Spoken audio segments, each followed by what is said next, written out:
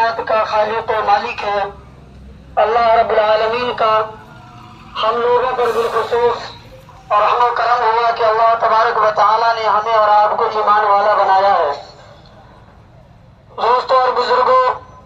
اللہ تبارک و تعالیٰ قرآن مجید میں ارشاد فرماتا ہے وَأْمُرْ أَهْلَكَ بِالصَّلَاةِ،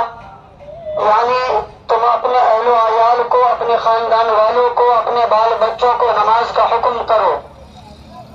لَا نَسْأَلُكَ رِزْقًا، اور رزق کا سوال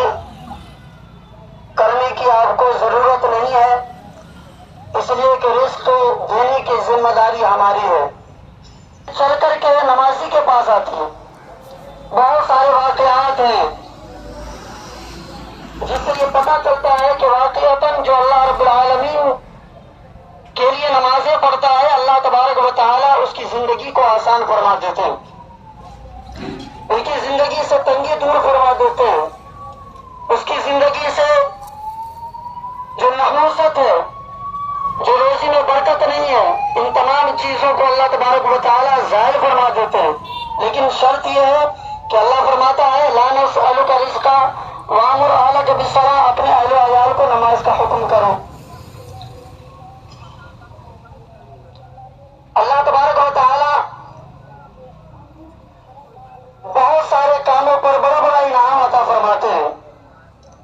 اللہ تبارک و تعالیٰ کا ایک قاعدہ ہے، اللہ تعالیٰ انجام